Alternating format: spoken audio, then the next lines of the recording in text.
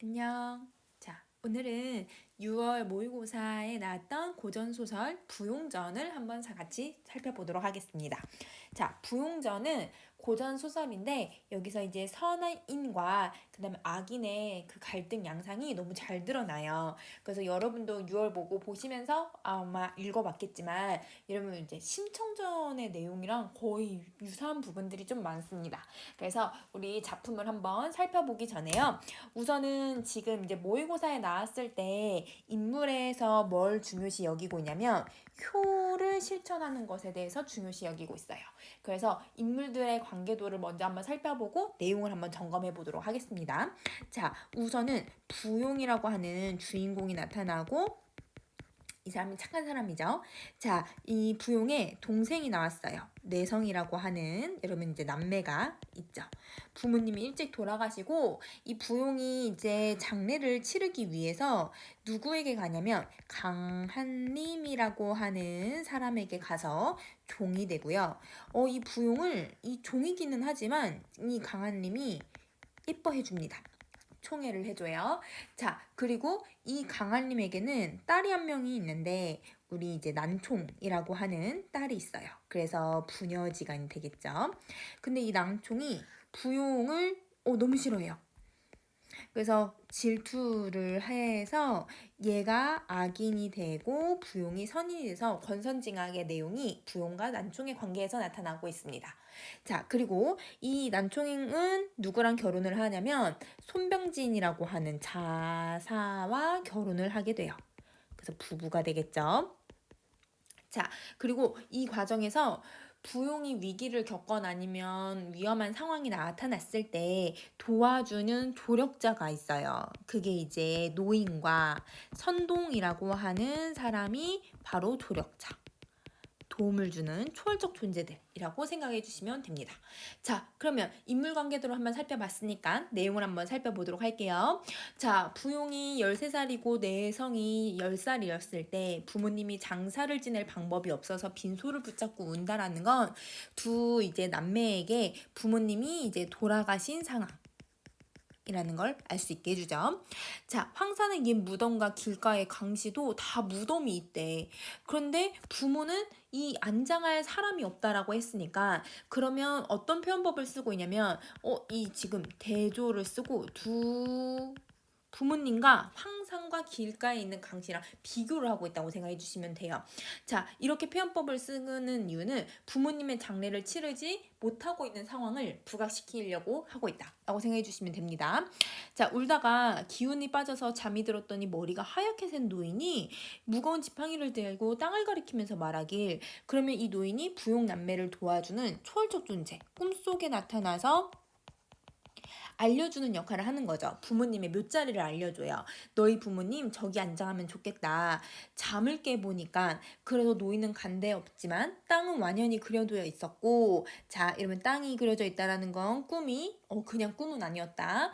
그래서 그 꿈이 현실에도 연결성이 있다라는 걸 보여주고 있죠.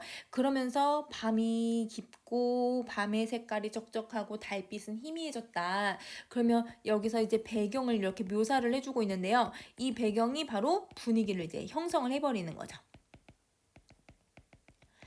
자, 부용은 내성을 붙들고 내성은 부용을 붙들고 집에 돌아와서 이제 탄식을 하기를, 산신령이 우리를 불쌍하게 여겨서 묘토를 알려주었구나. 그러면 이 노인이 바로 누구라는 걸 알 수 있게 해주냐면 산신령이라는 걸 알 수 있게 해주는 거죠. 장례 절차를 준비할 방법이 없다라는 거예요. 자, 금능당 강한 댁에 종들을 많이 부린다니 내가 그 몸을 그댁에 팔아서 재물을 얻어서 장사를 지내려고 한다.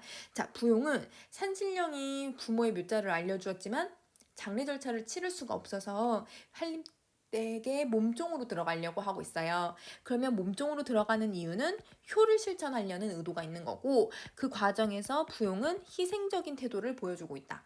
자, 근데 뇌성은 같이 가자라고 얘기를 하고 있기 때문에 그러면 형제가 같이 이 시련을 감내하려고 하고 있다. 그래서 같이 효를 실천하려고 하고 있다라고 하는 걸 보여주고 있습니다.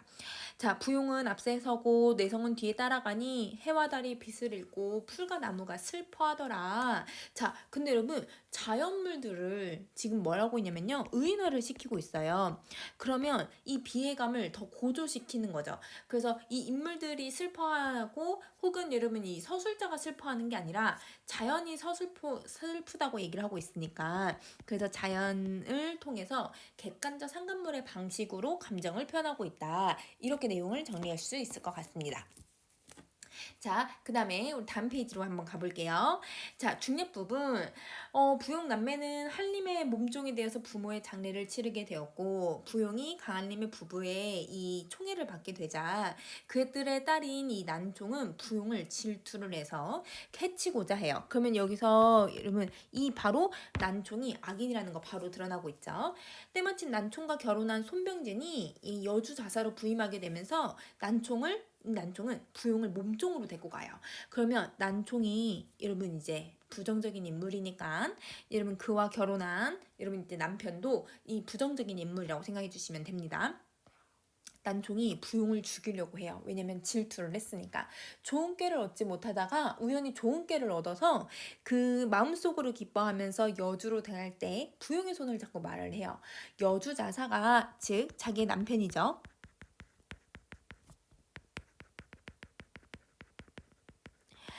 이 배파강의 수륙제 제사를 지낼 때 동각 곡식을 많이 넣고 여자를 물에 넣어야 한대요. 그러니까 이제 인신 공양을 하려고 하는 거예요.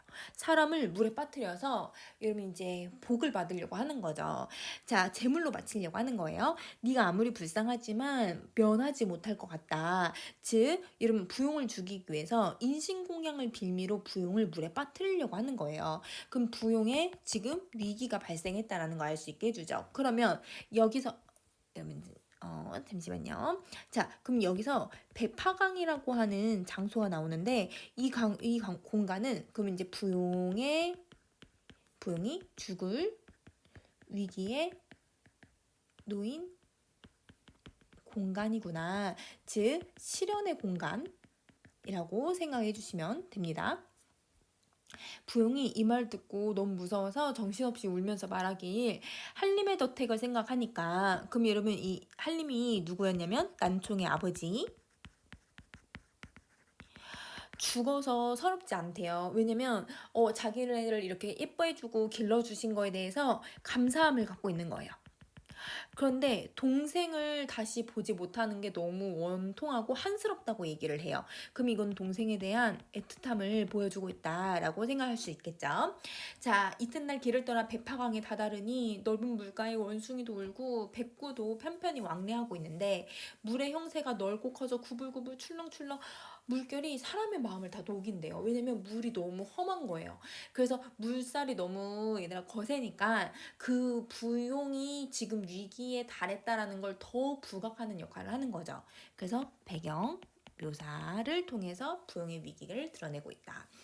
자, 태산같이 크나큰 배에 여러분 이제 지규법도 사용하고 두 개의 돛을 달고 한없이 넓은 물결 위에 정처 없이 나아가서 무수하게 왕래하니 적벽강의 싸움인가 동남풍도 참 요란하다. 적벽강의 싸움이라고 했으니까 여러분 이게 적벽대전이라고 하는 삼국지에 나오는 내용이에요. 그래서 거기서 꼭 싸움을 벌이는 것만 같다. 이렇게 좀 이제 빗대어서 표현을 하는 거죠. 임술령 가을 7월 보름인가 물의 파도는 하늘에 맞닿아 있어서 강의 중간에 배를 머무르고 소와 양을 잡고 쌀과 돈을 태산같이 쌓아놓고 지규법 뱃사공들의 거동을 보시오. 자, 그럼 여러분 지금 여러분 물살이 엄청 거세다라는 걸 알 수 있게 해줘요. 그러면 인신공양을 하는 이유는 이 물살이 거센 상황을 좀 잠재우고 여러분 여기서 이제 생업을 하는 사람들을 위해서 인신공양을 하고 있구나라고 생각해 주시면 됩니다. 자, 그럼 백사람들의 거동을 보시오라고 하는 건 서술자가 작품에 개입을 해서 여러분들 말을 건네는 방식을 쓰고 있는 거거든요. 그래서 이 부분은 서술자의 개입이라고 정리할게요. 자, 이 뱃사공들이 4번 절하면서 강손의 수신님은 천리장강 깊은 곳에 풍랑 없애주시고 이익을 많이 내주게 해주십시오 라고 하면서 이게 뱃사공들의 소원이에요.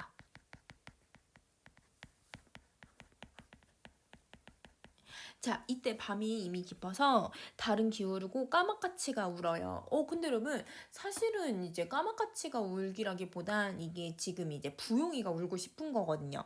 그러면 부용의 감정을 까마까치에다가 이입을 시켜서 이러면 이 애상적인 분위기를 아주 고조시키고 부용의 감정을 더 고조시키는 역할을 하고 있다라고 생각해 주시면 됩니다. 자, 부용이 물에 죽기 직전에 이런 동생을 찾아서 자기가 죽었다는 말을 좀 이렇게 알려줬으면 좋겠다라고 기러기한테 말을 해요. 그러면 죽기 전에 자신의 소원을 비는데 그게 바로 이제 동생에 대해서 걱정을 하고 있고 동생을 보고 싶어 하고 있다라고 생각해 주시면 되죠. 그리고 또 자기 좀 살렸으면 좋겠다, 살려줬으면 좋겠다라는 바람을 얘기하고 있습니다. 수육제를 지낸 후에 난총이 부용을 불러서 어서 물에 빠져라라고 명령을 하니까 옥 같은 귀 두 귀 위에 수정 같은 눈물이 피가 된대요. 이러면 눈물을 흘리는데 옥 같은 수정 같은 지규법을 쓰고 근데 그 눈물이 피가 된다라고 했으니까 과장의 표현들이 들어가거든요. 이게 부용의 비극적 상황, 심리를 부각하는 역할을 해주고 있어요. 자, 근데 여기서 이제 중요한 건 부모와 동생을 부르짖으면서 통곡하다가 섬섬옥수로 저고리를 뒤집어 쓰고 아주 넓은 바다 같은 물에 풍덩하고 빠뜨리니 이게 아니 불쌍하겠는가. 자, 어찌하니 불쌍하겠는가 라고 하는 거는 여러분 이제 서술자가 자신의 생각을 제시를 하고 있는 거죠. 그래서 편집자죠 논평을 쓰고 있다라고 정리해 줄 수 있을 것 같고요. 자, 24번도 마찬가지 누가 겁내지 않겠니? 라고 하면서 이야기를 건네듯이 이야기를 하고 있으니까 여기도 이제 편집자적 논평을 계속 반복해서 써주고 있습니다. 자, 근데 갑자기 이렇게 하나의 배가 강 위에 떠오르면서 부용을 건져서 싣고 옷같이 잘생긴 선동이 배 앞에 깃발을 달았대요. 망고 효녀 부용의 배라고 해서 황금으로 만든 글자를 뚜렷하게 새겼으니 그게 누가 아니 신기해 하겠는가. 자, 그러면 이 선동은 물에 빠진 부용을 구해준 사람이니까 초월적 존재라고 생각해 주시면 되고요. 자, 이 초월적 존재가 부용을 구한 이유는요. 효녀이기 때문이에요. 그래서 부용을 구해준 이유라고 생각을 해주시면 됩니다. 자, 그러면 여기서도 편집자적 논평을 가지고서 지금 신기한 일이 벌어졌다라고 하는 걸 보여주고 있는 거죠. 자, 근데 배를 젓지 않아도 이러면 선동의 배는 너무 빠르다는 거예요. 이거는 이 사람이 초월적 존재이기 때문에 비현실적 요소가 나타나게 되고요. 선동이 손병진을 꾸짖어요. 왜냐면 악인이니까. 네가 국가의 녹봉을 받는 신하로 간사한 계집, 즉 이름 손병진의 아내인 난총을 얘기하고 망고에 다시 없는 효녀인 부용을 죽이려고 하고 있구나.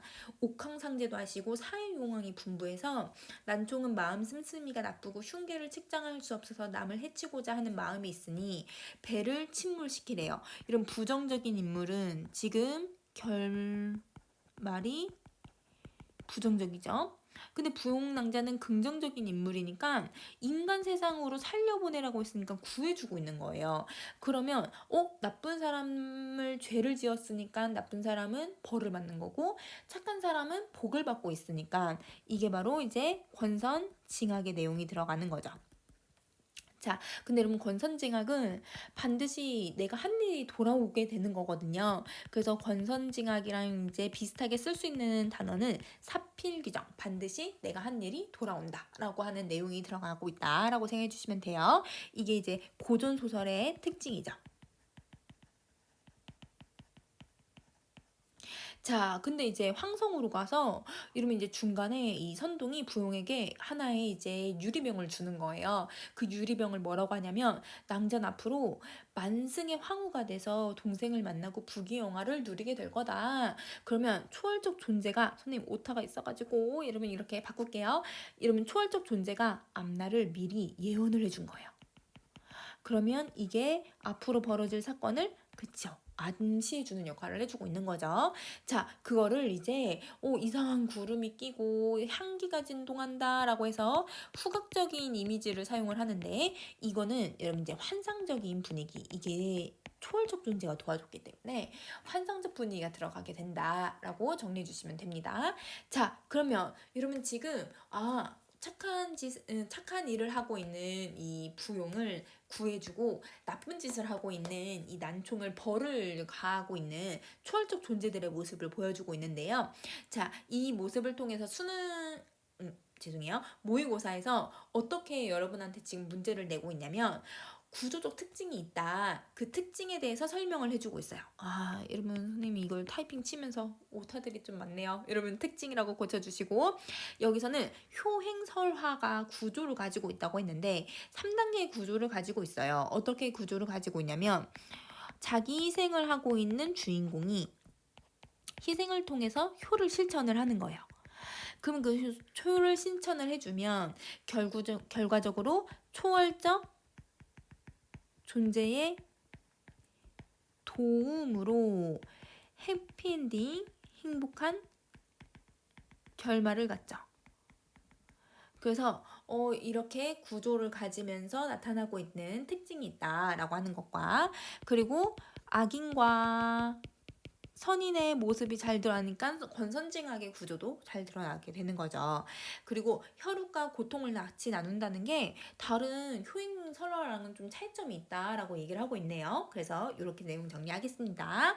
자, 그러면 여러분 이 작품에서는 인물들의 관계를 좀 이렇게 잘 구분을 해주시고 효행 구조를 설명을 했으니까 효행설화의 구조도 정리 한번 해주시면 좋을 것 같아요. 여기까지 할게요. 안녕.